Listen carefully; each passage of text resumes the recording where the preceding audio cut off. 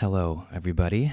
Welcome to another episode of Titanic Talks. It is March 29th, 2021, 2021, and I am so excited to be here.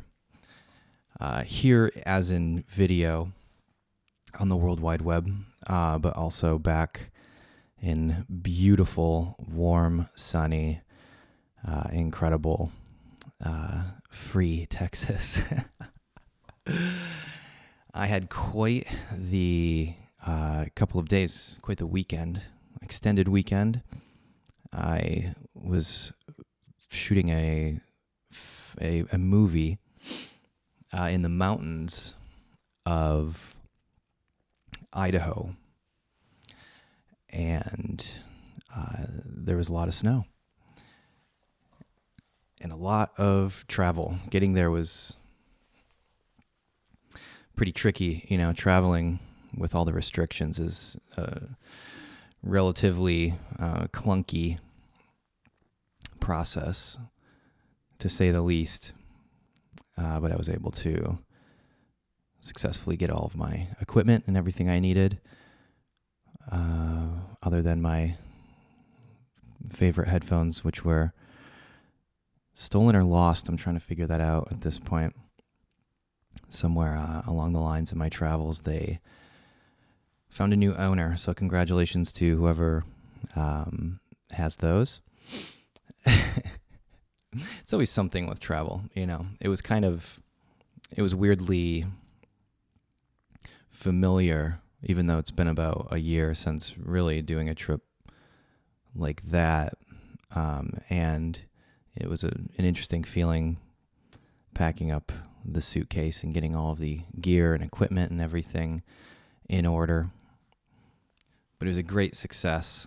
Very, very beautiful up there. I'd only really kind of gone through Idaho before. That was one of those, when you're on the road, if you're not playing Boise, and I believe it's Boise, not Boise. I guess it depends on who you ask, but we'll just roll with Boise because I've heard that's the maybe right way of saying it. Probably not. But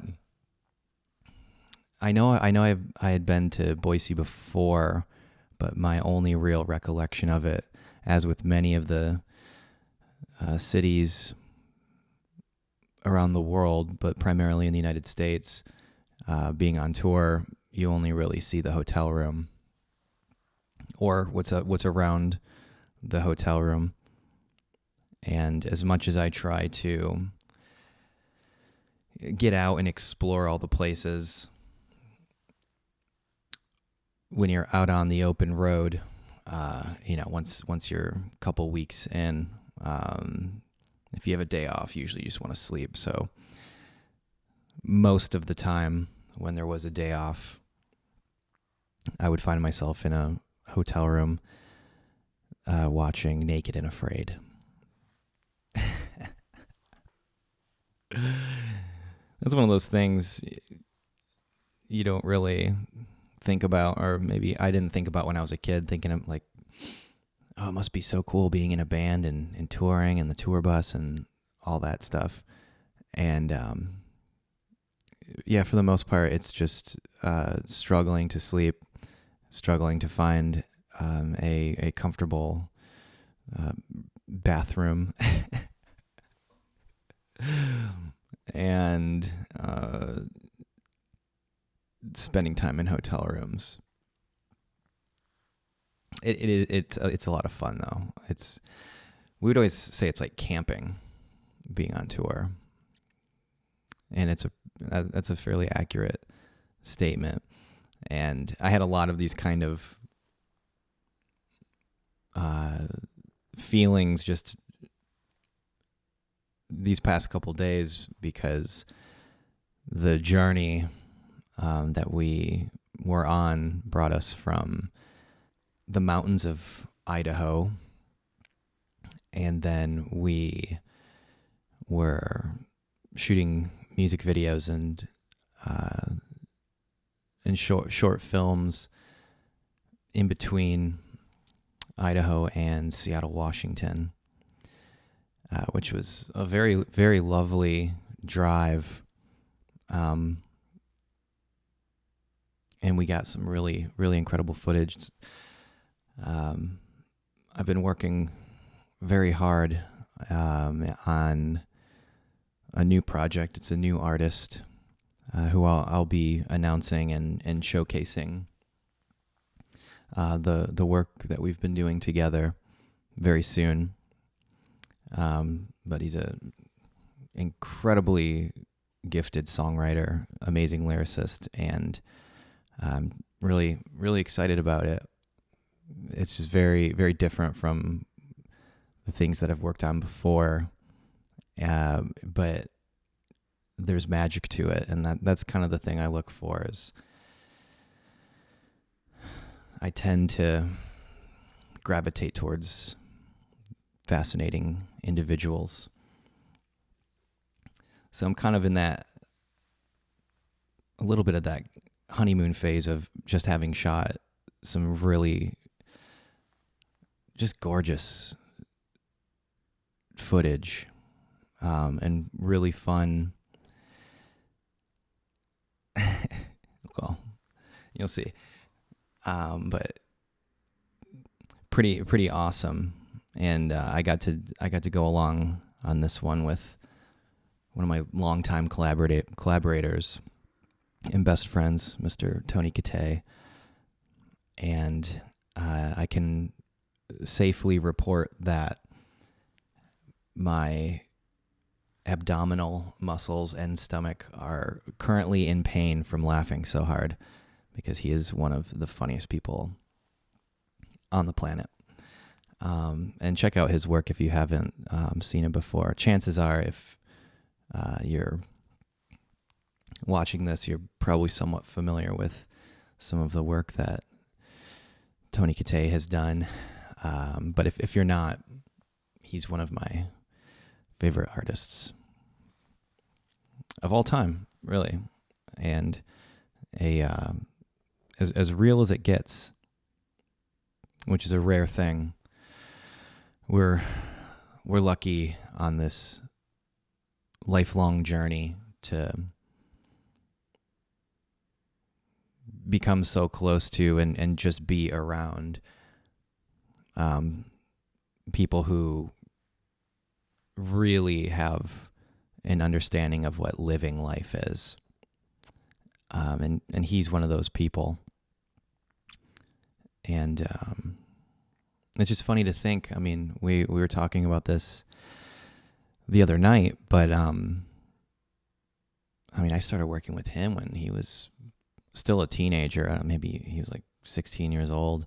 But I found his work on the internet. I thought it was amazing. Just assumed he was just some, I don't know. Really, based on his work, I thought he was probably like 75 years old and some kind of like guru. And then we met in Detroit, and he was still, I guess, in high school, maybe. I don't even know if he went to school, though. I'd have to ask him. He seems like he'd be one of those people who, like, realized it's pointless at the age of, like, 9, maybe. Really, really good times, though. And he's one of my favorite people to work with, because our brains, maybe it's just from working so much over the years together, our brains understand how things are going to turn out. And that's a weird thing when you're putting something together. Usually, if I'm doing like a music video or something, if I show up on set the day of to shoot and I don't have the full music video edited in my head before we even record one frame, I feel like I've made a huge mistake. And so it's that preparedness which I find tends to yield successful results when it comes to something like a music video. When you're doing more narrative things where it's a lot more performance based, working with actors, actresses, I mean, that's just an extra thing into the equation that when you're working with very, very talented and great performers, you get those magic moments, and those to me are just like icing on the cake. But for music videos, a lot of the times you're just playing back the song over and over and over and over again, and it can be difficult for the artist sometimes to stay motivated or excited about it. But we did pretty good on this, and I'm excited for that to come out. It's funny, even just in airports now, because the whole system of airports, they're all pretty much the same all over the world. Some are bigger, some are smaller, but for the most part, one might argue that the collective of all airports around the world kind of almost make up their own little country. Almost like that movie, The Terminal, starring Tom Hanks, where he is from the, I believe, fictional country of Corcoja, and because of some political conflict, he gets indefinitely stuck in an airport terminal because he's in between some sort of jurisdiction. I can't remember actually how it happens, but they do a really good job of kind of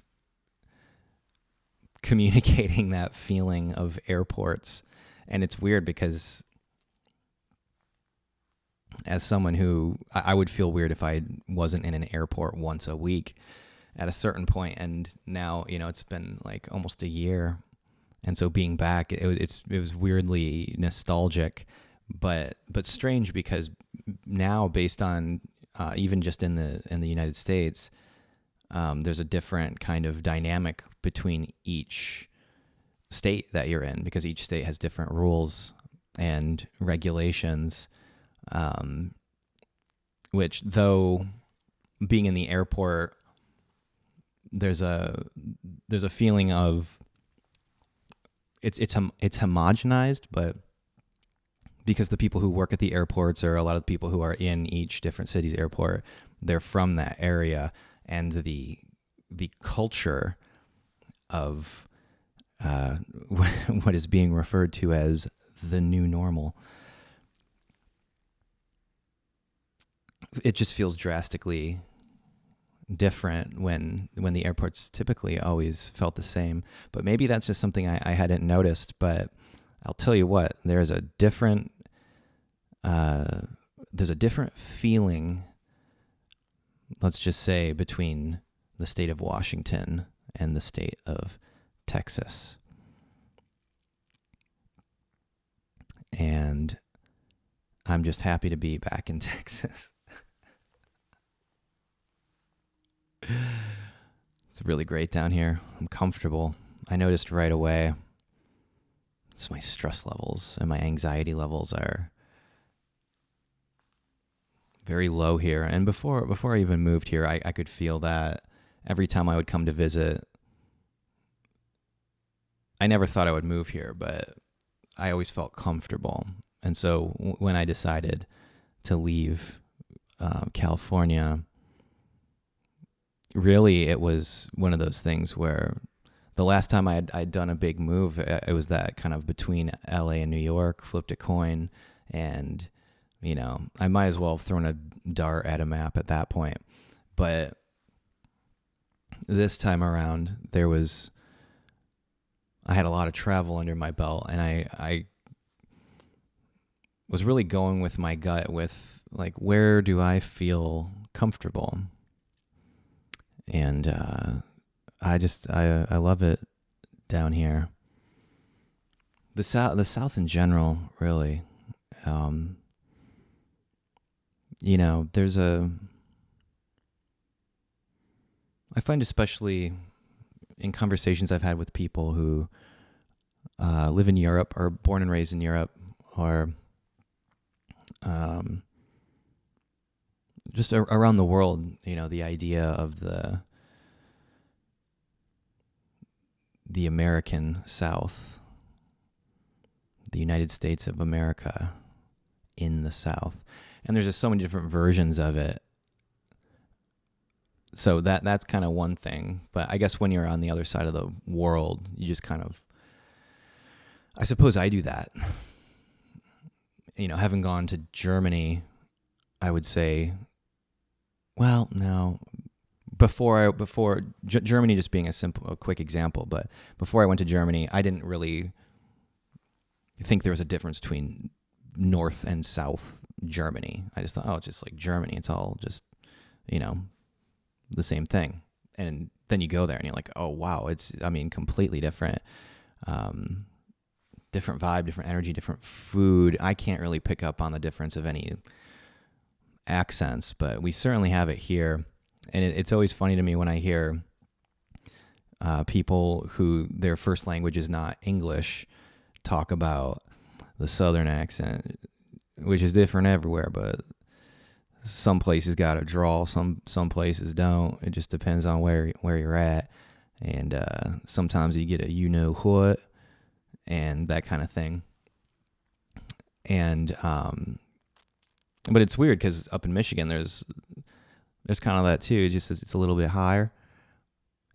And, well, in real northern, you kind of get into one of those. It's kind of like, don't you know that Minnesota, the UP, Yoopers up in the UP of Michigan, eat some pasties, that whole thing.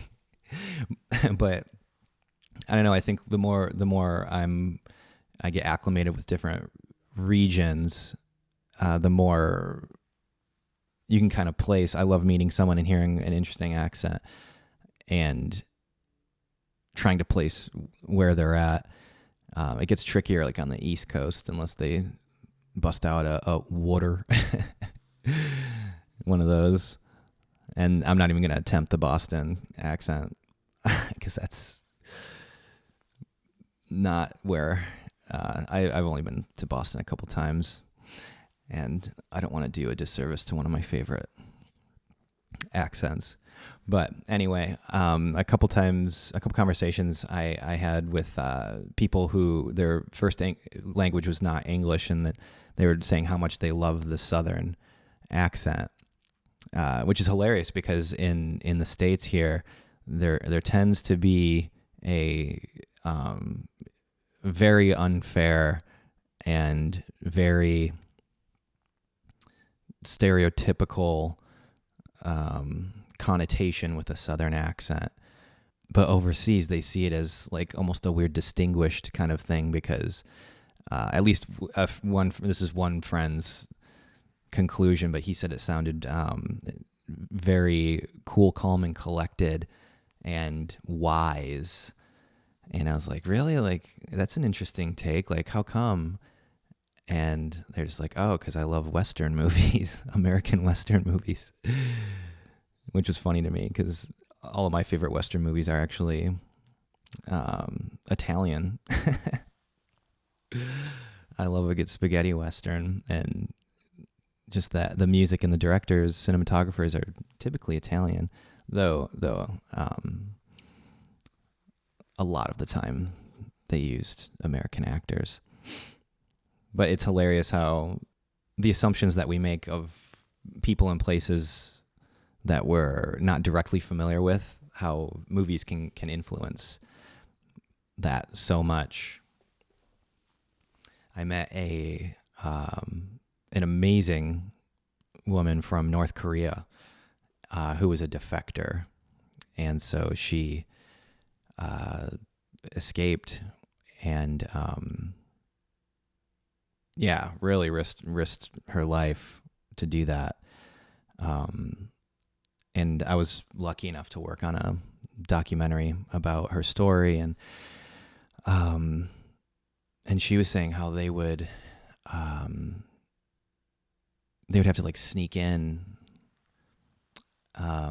DVDs to see American movies, and it was, I mean, extreme punishment if you get caught with that.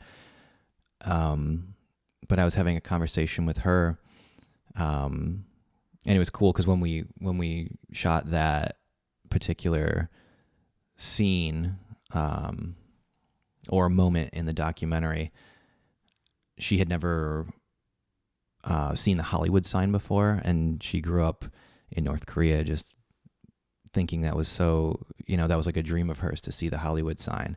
And we didn't really say like where we were going. We are just kind of like, oh, we're going to go up and it's a beautiful view and we'll shoot this next kind of interview. And we went up to the observatory up in Griffith Park in Los Angeles. And that was a really cool moment. Where it's like, hey, turn around. And there was a Hollywood sign. She started crying. It was adorable.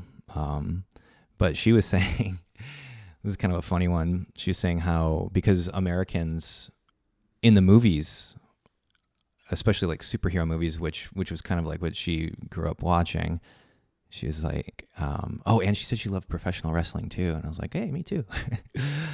And she was like, yeah, growing up, we just thought all Americans looked like professional wrestlers and superheroes, and they don't.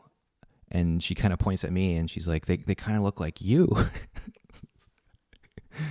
And I was like, yeah, they do. Maybe she was saying rugged good looks and boyish charm, but I don't think that was what she was inferring.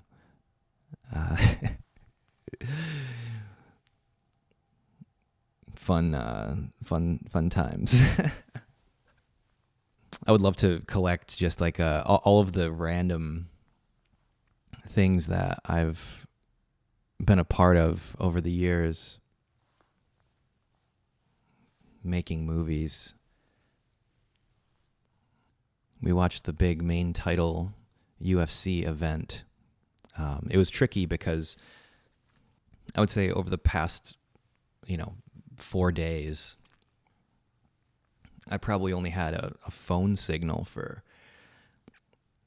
20% of the time, which was incredible. Just kind of getting away and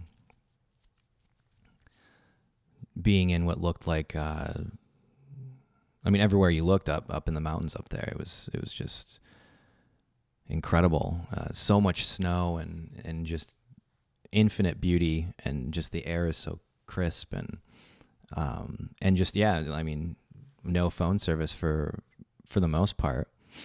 And it was a nice reset. I feel very relaxed. But that might just be exhaustion because I didn't get a full night of sleep that entire time, just because we were shooting so much and so late. But when we were driving to Seattle, we managed to get a signal enough to watch the UFC event this weekend, which was incredible. And that got me thinking about when I lived in Chicago. I made this whole documentary for who was a heavyweight champion at the time, a guy named Andrei Arlovsky, who's one of the sweetest people in the world. So much fun, and probably the closest thing in real life that I've seen to like a superhero. Maybe Yeonmi, the girl I was talking about earlier, from North Korea, maybe her, if she had met like Andre, she would have felt a little bit better about coming to the States. I kid. But yeah, that was another one that I did. I mean, years ago. I don't even know if I would have to. It's somewhere online, I'm sure. But that was my first the first time I ever paid attention to any sort of fighting, mixed martial arts. I guess I was never big into boxing or anything like that. But suddenly you're having Thanksgiving dinner with a UFC world champion and his entire family from Belarus, and they brought me in as if I was family. And it was just one of the most heartwarming things I've ever experienced. This family who really are here for the American dream, and just so like richly energetic and positive about it. I think we get desensitized here. We, growing up hearing it so many times, like, oh, the American dream, this and that. But then for me, at the time I was probably only 22. Yeah, maybe 22, 23.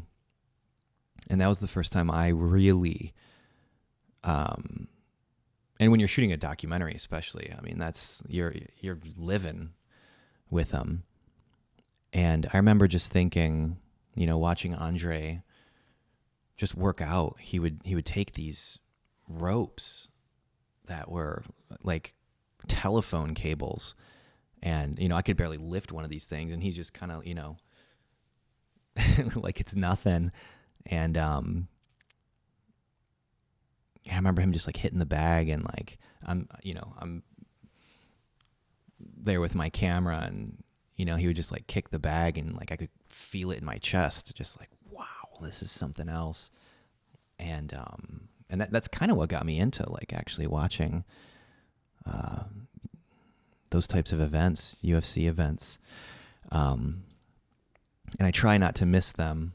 And luckily we had just enough phone service to, while we were traveling, check it out. And it was cool. It brought up a lot of memories as I was, what we shot was, pseudo documentary, I don't know, just very cinematic. That's kind of where I'm at now. It's almost like music genres, like people ask like, what's the new album sound like? And you have to say something, but it's like, I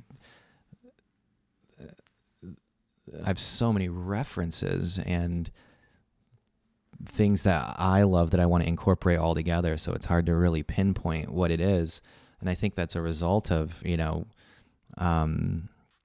a lot of kind of what's happening right now with music. It seems, we would joke around, I guess, yeah, maybe starting like, I guess it's been 2 years now, but we would call it post-genre,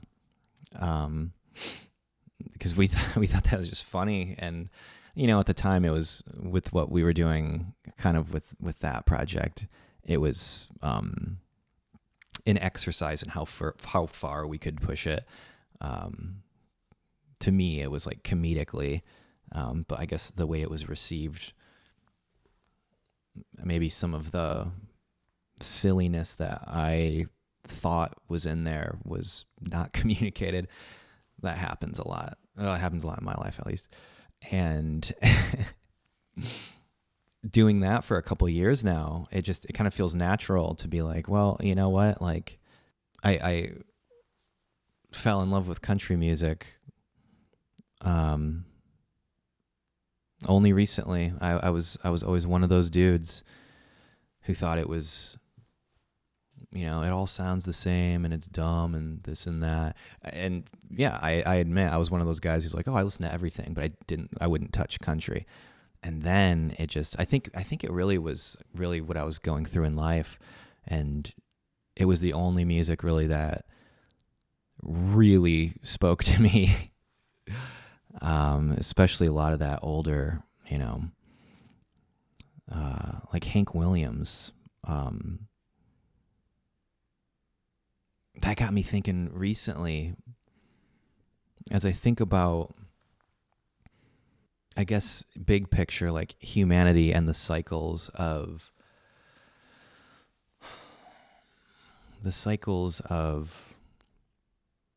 life, the circle of life, and it moves us all through despair and hope, through faith and love. I think that's the lyrics. Those are the lyrics. But it really seems like we're in this perpetual cycle. And that's something that's great about music. You know, I can read all about philosophy, and recently I've been reading Dostoevsky. We're at a weird time in the world where there's just so much talk about progress and change, and I'm hopeful. And I think, individually, you know, people can change, and I've seen it, you know, for the better. But in mass, you know, globally, it's probably going to take the aliens finally coming down and being like, hey, y'all, like, you're all people. How have you not made that connection yet?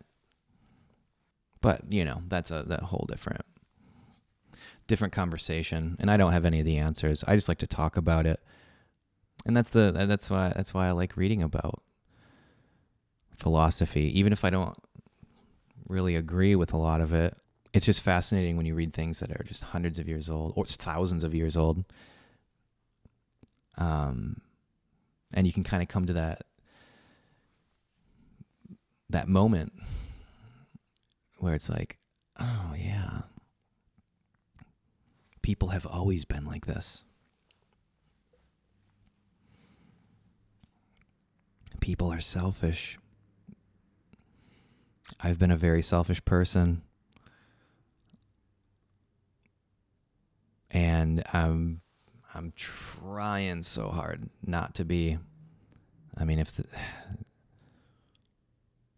I really think I'm doing a lot better about that.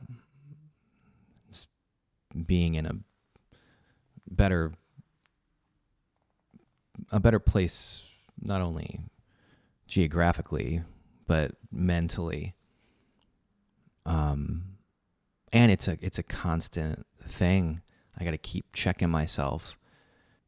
And that's really kind of one of the main things, you know, after shedding, or at least getting to a place where I feel like, all right, I think I'm at a place now where I'm comfortable shedding the ego, at least in ways. I mean, you can't live in the modern world without having some sort of version of an ego. Otherwise, you know, you just wouldn't be able to function in society, because there's just a lot of that, which is fine. That's, hey, you know, I don't write the rules, but I play by them. But that was kind of my step one, is being humbled finally after, you know, not ever taking the time to analyze how annoying I probably was. I saw a meme, or not a meme, just like a photo on the internet recently, and it was like something along the lines of like, you know, if you were to meet yourself on the street, would you like yourself? Something like that. I can't remember how they worded it. It was better than that. But that was something I don't think I had really confronted until a couple years ago. Because it was, you know, it was all about the idea of a person I thought I was, or a person I thought I wanted to become. And then I think in becoming a version of that person, He was like, yeah, I think if I met this person, I would not like them. Certainly the character stuff, but that was coming from a place of, I don't know. I really used to like to light a fire and poke it. It was that kind of edgelord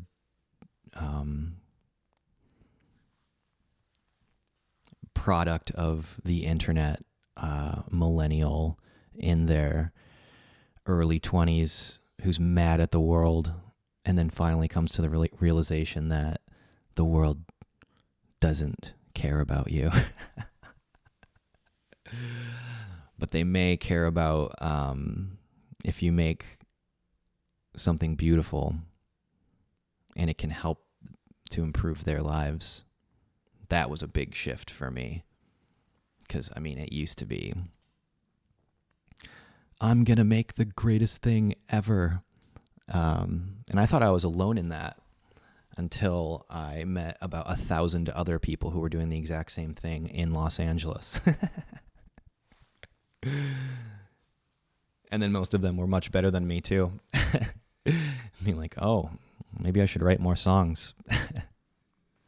Which brings us to the next thing I kind of wanted to get into. I felt like it might be interesting to kind of reflect on, because this is the first time within this platform I've ever really talked about the things in detail that I've produced over the years or written or directed. And I saw a considerable amount of interest in that from our comments here, and particularly from our channel members. Click join if you haven't. We are cruising along. Really, I feel like the video I put out Friday on the for the channel members, I feel like that was one of the best ones yet, honestly. We're getting really real over there, and it's a cool place where we can kind of talk a little more in detail. But the thing that I keep seeing is, people are interested in like the recordings and the techniques involved in, the things that I have spent over a decade doing and have never talked about. So I figured it might be good to start from the beginning. The beginning being, I guess we'll have to figure out how to talk about the actual first album I put out. I hope at some point there will be a way to talk about how awesome that time was. Stressful, but awesome. But it's hard to say because I guess technically that was the first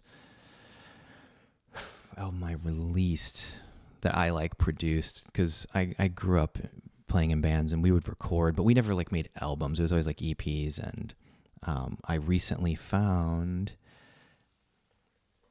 an old booklet of CDs and DVD-Rs, and I don't know what's on them because none of them are labeled, but I'm almost positive I have demos from when I was in high school. And if that's the case, I will definitely play some of that stuff in these videos and talk about that.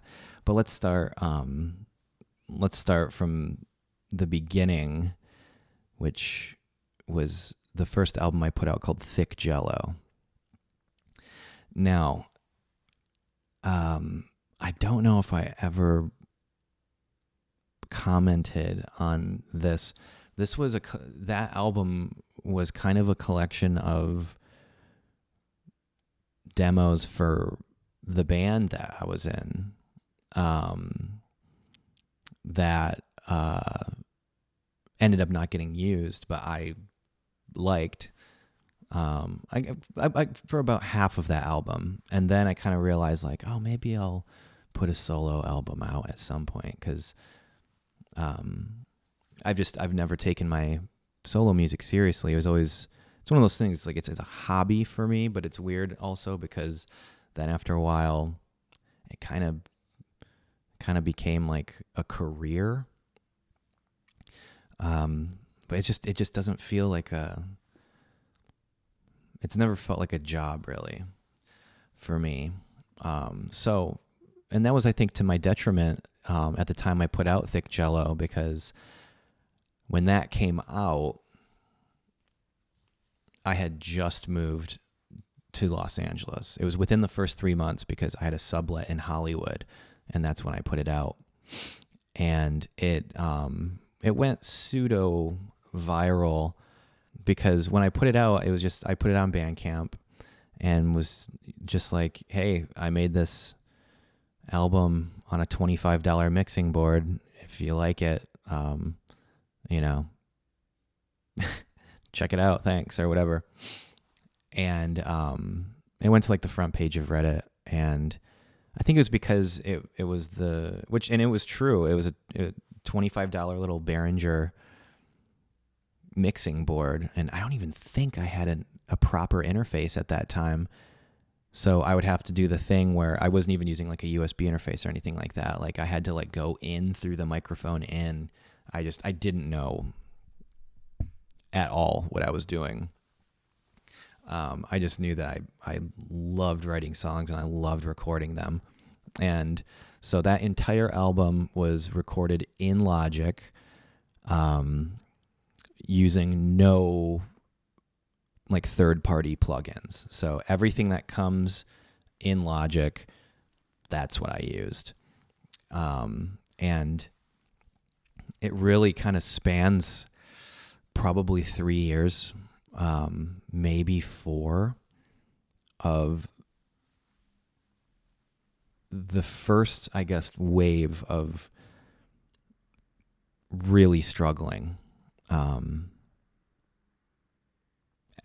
as an artist, as a human being, and coming to terms with being an adult. And I don't know if that's necessarily reflected in the lyrics, because I didn't know how to write a song back then. It's weird listening back to it now, because I can kind of hear a lot of the things that would continue to be themes in the music that I make. So kind of going through the track listing, Shooting on Black is the first song, which funnily enough, that was one that I recorded with Tony Katay, and that was recorded in Chicago, Illinois, at my old in my old loft, which was in Pilsen, if you're familiar with Chicago, on 18th Street. And it was an old factory where they made Green River soda, which I think they still make, but they definitely don't make it there, because that's Lofts now. It's kind of the Big Red of Chicago or Illinois. Maybe like a lemon lime. I've actually only had it a couple times.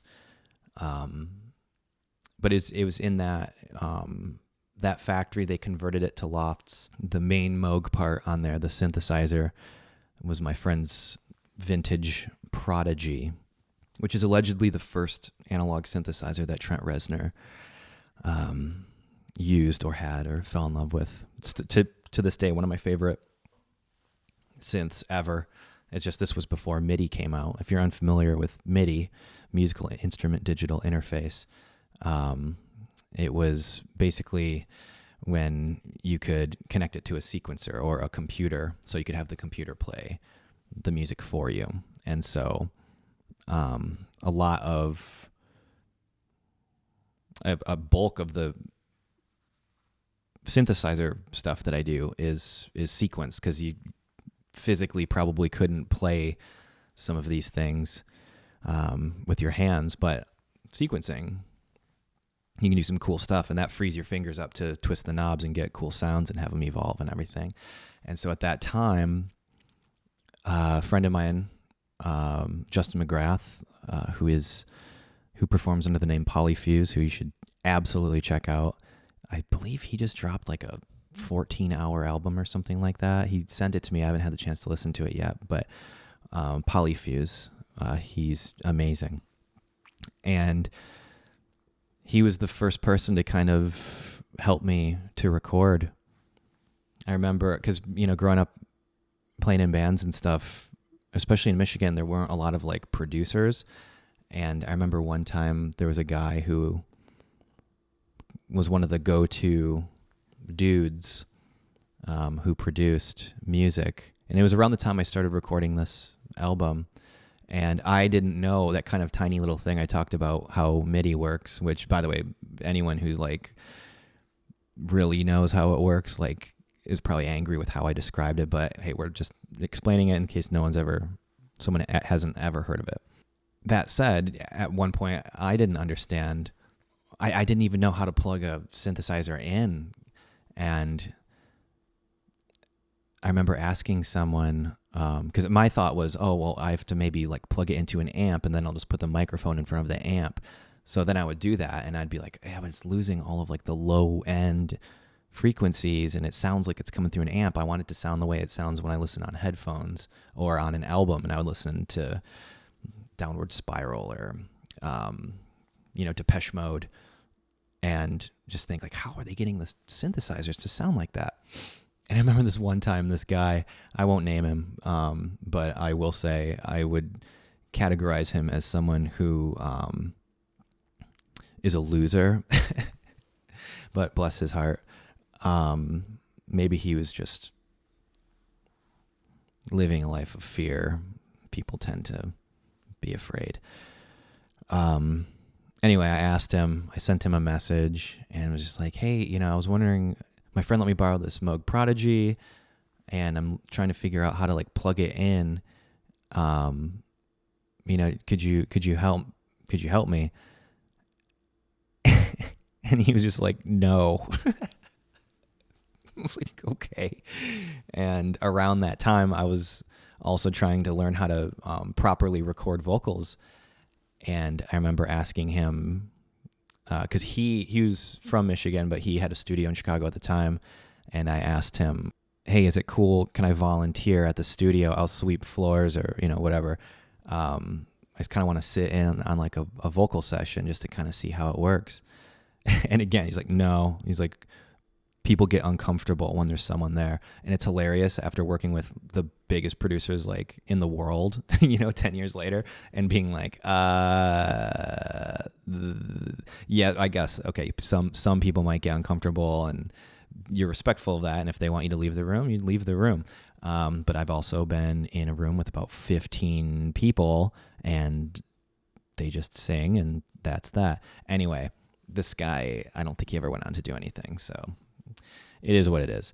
But I remember at that time, I was probably 20 at that time. And I remember thinking, if I ever get good at this stuff, I'm never going to keep it all to myself. And if anyone ever asks me for help, like, especially if it's someone I know, and, this dude, by the way, like recorded like all of my friends' bands that I grew up with. People handle it differently. But at that point, as a 20-year-old, I remember thinking, like, I'm never going to be that guy. So finally, once I ended up kind of like hanging out with Justin more, and, I was kind of like asking him like, hey, like, how does this work? And he taught me, so much about how to record. He's just an incredible producer and an amazing instrumentalist, and he's just one of the closest things I've had to a big brother ever, and in every way. And he was just so kind and helpful, and just let me borrow all this crazy gear that, vintage synthesizers and stuff. And so that's how Shooting on Black kind of happened. And that was me and Tony just kind of like playing around in my loft. And I remember at that point, I was just kind of figuring out how to get things to sound like they were like tearing up sound-wise. And I never thought I was going to release it, but I always liked it. I thought it was cool. I was like, oh, it's kind of a cool way to open an album. So Anything at All is the next track on that album. I actually wrote and recorded that one in Michigan around the time the only time in my life that I got arrested. That might have been that week, actually, because we were staying at a cabin on the lake and shot a music video, not for my solo album, but around that time, everywhere I would go, I'd bring the computer along and my little mixing board, and I would just record. By the way, when I got arrested, it was because I had an unpaid traffic ticket, and I had moved out of state and forgot about it. And then, yeah, if you have unpaid tickets and you get pulled over for speeding, you go to jail. And I'll tell that story in detail another time, but that was one of the funniest experiences of my life. I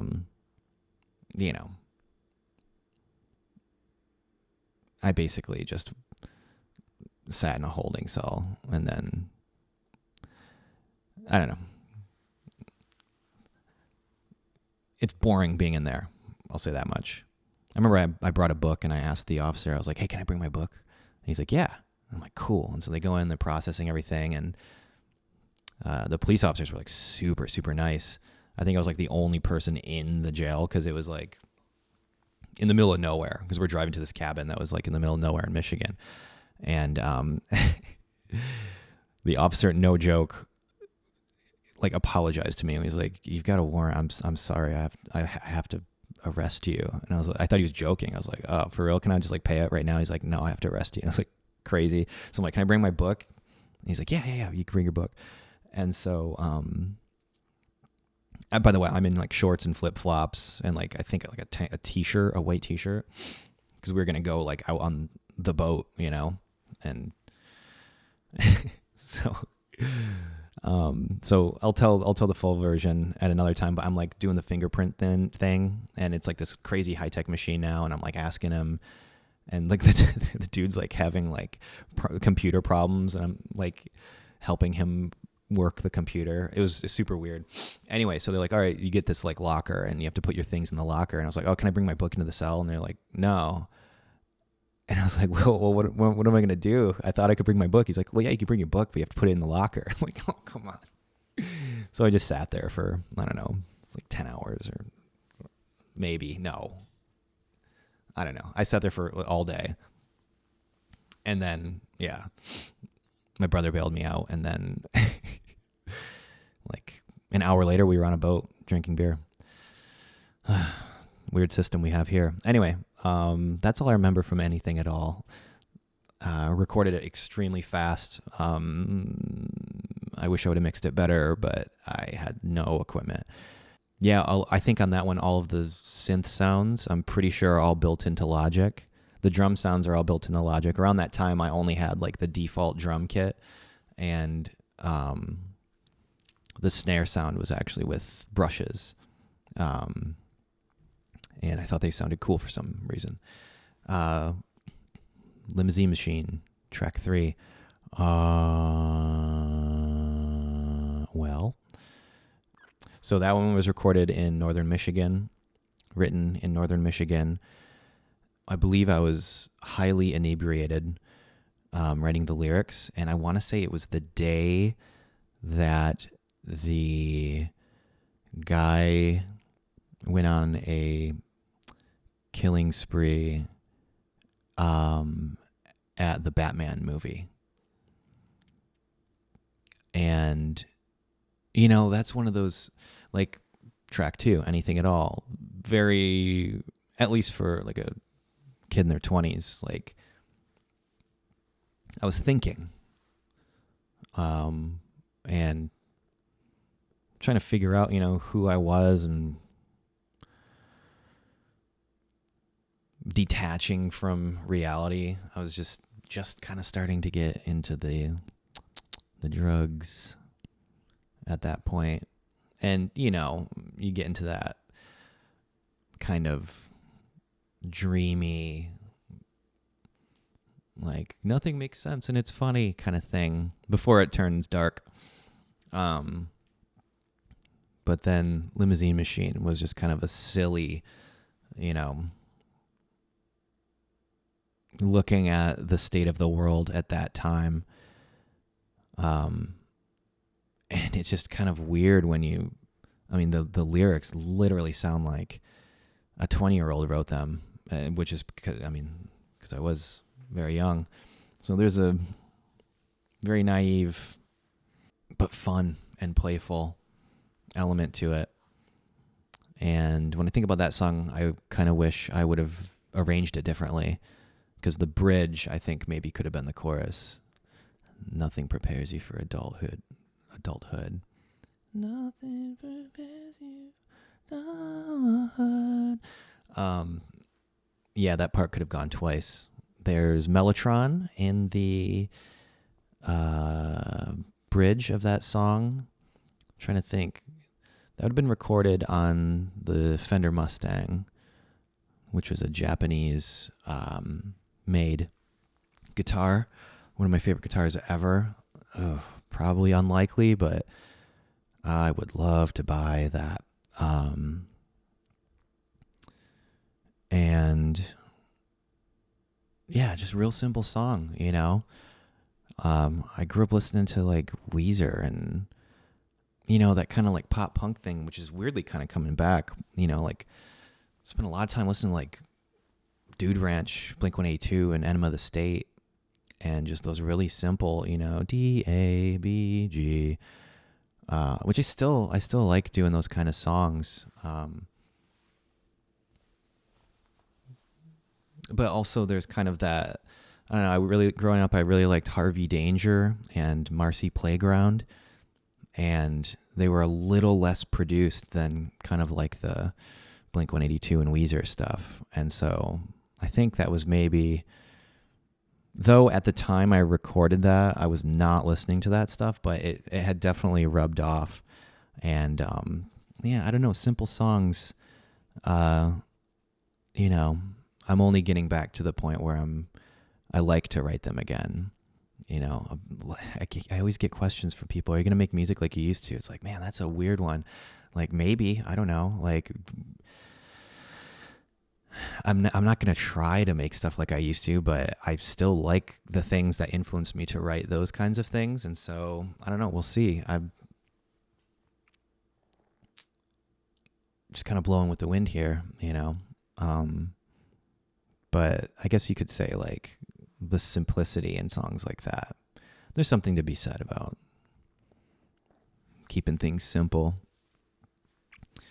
And I think in the music video we used a Moog, but I'm pretty sure I just used Logic keys on that. Yeah, I think maybe the only like third-party plugin I would have used would be the Mellotron, because at the time Logic didn't have a Mellotron. Blank Check, I recorded that at my parents' house. Actually, my dad had an RE20 microphone, which is a broadcast microphone. You always see it on podcasts. There's the SM7, which everyone uses. It's a great mic. Michael Jackson used it, so it's good for me. You know, I think Thriller, they used the SM7. But you see the RE20 a lot. Tom York has been known to use the RE20 on vocals. And you see a lot of, I think Ethan Klein, I would have to check, but I'm almost positive I've seen a bunch of his videos, and I think he has an RE20. Whenever I see it, I'm like, oh yeah, that's the Blank Check microphone. To me, it's the Blank Check microphone. And yeah, I don't know. That one's kind of got, like, I guess, an Elliott Smith vibe. I'm a massive Elliott Smith fan. So, you know, it's like you try not to sound like him, but anytime you just double track vocals with like no reverb and record it poorly, it's probably going to sound like Elliott Smith, because he's kind of the king of that. I like the lyrics in that. Yeah, kind of painful, actually. Yeah, it's worth reading the lyrics, I think. That might have been one of the first songs I was happy with writing. Medicine Man was an interlude. Just a thing that every time I would sit down on a piano, I would play it. Nothing really too interesting on that. Catch Me If You Can. I recorded that. You know, I spent like a year and a half, almost 2 years making an album that really never came out, which is unfortunate. No joke, a bunch of the recordings, allegedly, who knows, the hard drive got lost. You know, multi-million-dollar studio, by the way. But at the time we were recording that album, I had my little laptop and my little mixing board, and I would just make my demos in the studio because I was like kind of like living there at the time. And then like a band would come in, like a huge band, and so I would like have to like leave or go into one of the other studios and hang out there for a while. But I was so poor. I mean, I literally had no money. It was so sad. I specifically remember just like looking through the couches for like quarters so I could get a beer. And you know, at that time I was just so hell-bent on like, I have to put everything imaginable, every ounce of what I have into these songs, because I was convinced, you know, yeah, I have to fully commit in a way that no one's ever done it to, you know, be the greatest ever that I could possibly be. And, you know, I ran out of money, in that pursuit. And you know, you're broke when you're, you know, asking your friend who's, you know, has millions of dollars, like, hey, do you think you can spot me $1 for this taco? It's pretty low moment in my life. And I think you can hear it in the music. So catch me if you can. And, you know, it was just like classic toxic relationship stuff. And I think, you know, unfortunately, a big theme I find with people who are into that era of stuff that I made, they talk about how relatable it is. It's like, oh, sorry, you know, if people aren't treating you right and, you know, making you feel guilty about being yourself, it's not good. And especially if you're, you know, a stubborn ass like I was at the time, you know, it tends to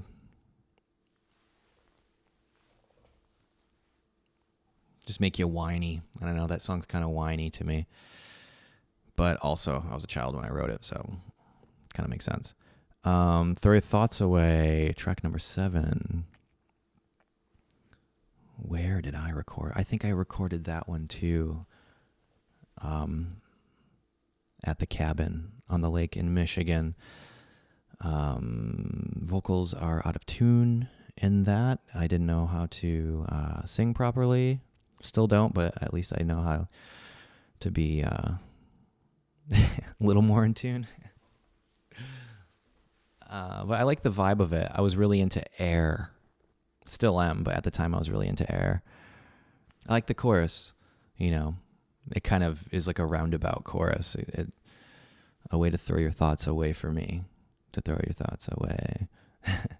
For me, it's like kind of, I still don't even know where the beginning of that is, because I remember just thinking like, well, is it throw your thoughts away for me, or a way for me to throw your thoughts away? A way for me to throw your thoughts away for me to, you know, I thought that was cool. Yeah, it's funny because all these songs, you know, most of the time I would just throw an SM58, which is this microphone right here, up to an acoustic guitar. At the time, it was just some like $100 Epiphone, you know, entry level. Maybe that one was like $250. But yeah, just like an entry level acoustic. it's a very specific sound to do it like that. Everyone says you have to like stereo mic and this and that, and there's all these techniques. I was just working with what I had, and so that limitation was kind of like, well, I have to get it at least sounding good to me. And I would just kind of point the mic like at the 12th fret. I was always recording it by myself, so I'd have my headphones on. I would just kind of move around until it sounded right. I had no preamps or anything like that, no compressors, just an SM58 and a cheap guitar. But I would do a lot of EQ, which at that time I didn't even know how to use an EQ. I would just try to kind of like use the built-in graphic EQ that's in Logic. And, at that time I discovered like just going from presets, and I would kind of tweak the preset until it sounded right. But the big thing for me is rolling off all that low end. So if you're recording guitars and they just sound like boomy, like, it's not about adding frequencies, it's about taking frequencies away. That took me probably 5-6 years to maybe 10 years actually, to learn, subtractive EQ. It's weird. It's a music production philosophy that seems counterintuitive, that by taking things away it would make it sound bigger, but it's true, because then the things aren't competing for the same sonic space. So if you take out all that extra kind of like low stuff, but make room for that and maybe a synth bass or your bass guitar, or if you're singing low, you can kind of find the frequencies where you need to like sculpt, really. I'm trying to think if I don't think I wouldn't double track guitars usually at that time.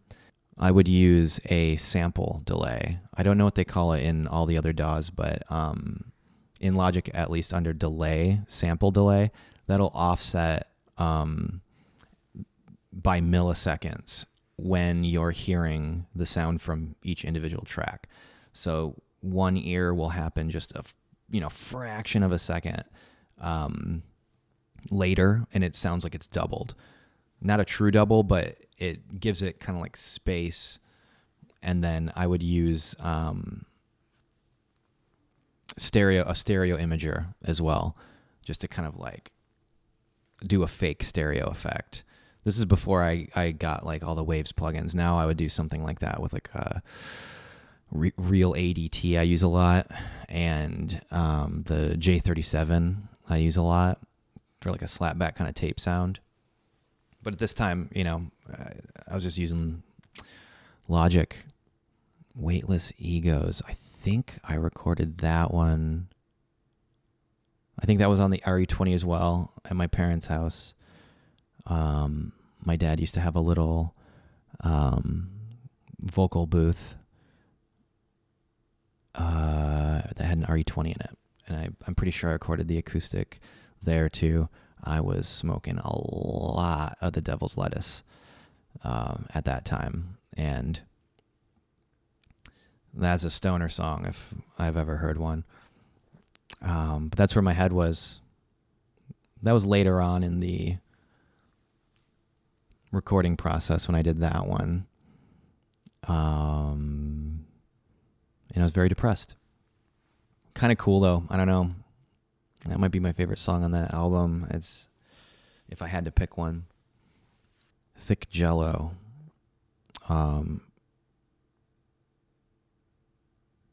Yeah, that was just like a dream I had. I used to do these around that time. I had a tape recorder, a 4-track, a Tascam. Was it a 410? Like Mark II, I think it was. I can't remember. The blue one. And yeah, I would just get stoned, and a lot of that kind of stuff was just ramblings at the peak of losing consciousness. I'm almost positive I had acquired a Moog ring modulator. And yeah, I would just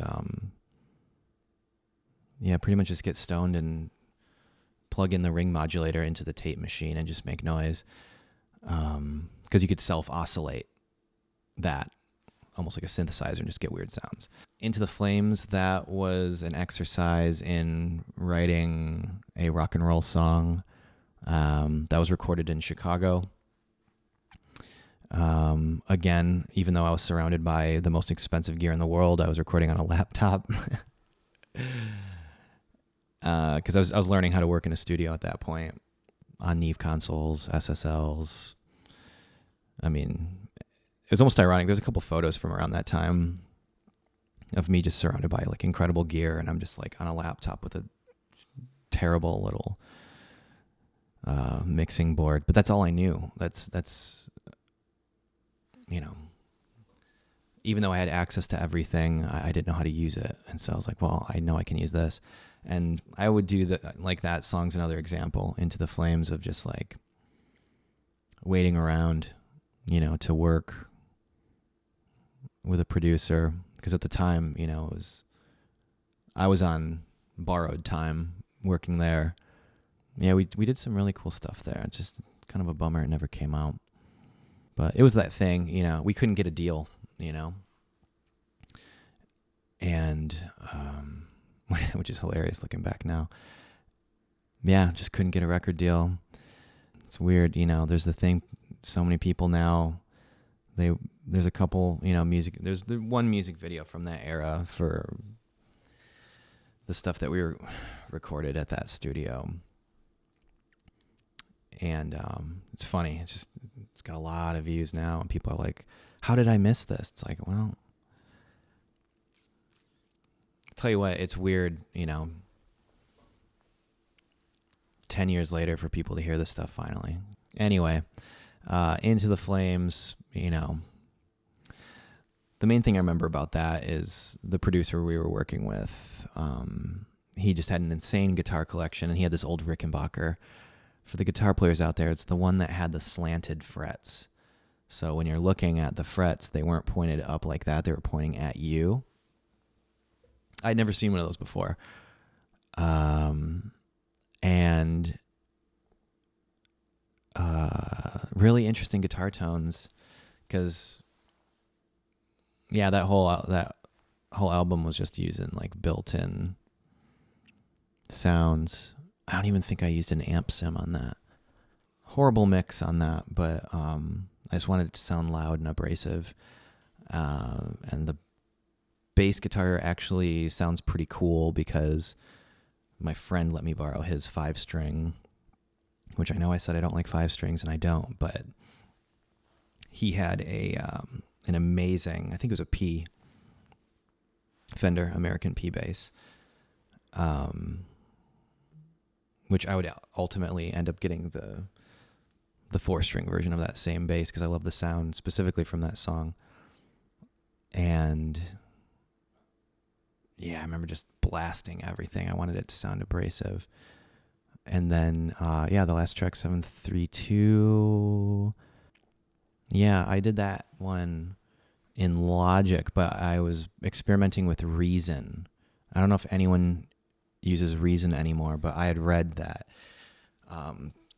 Kevin Barnes of Montreal used Reason a lot for the Hissing Fauna album, which is one of my favorites. I believe it's his magnum opus, though I continue to love everything he's done since that. But amazing album. I heard he used Reason a lot, and I was like, I'll give it a shot. And so I did most of that in Reason, just playing around with the software synths and stuff. Wow, I guess I kind of talked for a while there. Let's wrap this one up very quickly. Movie of the week. I rewatched No Country for Old Men. Again, I could watch that every night, honestly. It's one of my favorite movies ever. It's beautiful. It's just so well done. Coen brothers, God bless them. If you haven't seen it, just buckle up. Get ready for the ride. It's so good. Music. I'm on a huge Rolling Stones kick. Exile on Main Street. Still listening to that like crazy. On our road trip, it's a long drive from, we were just outside of Boise to Seattle. You know, it was a whole day drive, and we listened to every single genre really imaginable, just going back and forth and back and forth. The highlight, you know, we were driving through the country and the sun was just starting to set. Townes Van Sant came on. So I would recommend Poncho and Lefty. Check that song out. And imagine you're driving through the country at sunset. You know, those moments of novelty I always talk about. That was one. A few gray federales say. Yeah, I just get chills every time I hear that. Chills you right to the bone. It's so good. Townes Van Sant, one of the primary influences for my new album, gotta say. Texas Dream, hugely inspired by Townes Van Sant. Hugely. And books. Just picked up the Dark Tower series. Gonna power through that. But I was reading some Dostoevsky. It's a little dense. Well, this is a fun one. I hope you enjoyed it. I had fun talking. Thanks for watching. If you'd like, click the join button, become a channel member. You'll have a video every Friday, extra hour every Friday. And we've got a good crew over there. And I hope that you have a good week. And we'll talk about more fun stuff next time. Thank you so much for watching. Bye-bye.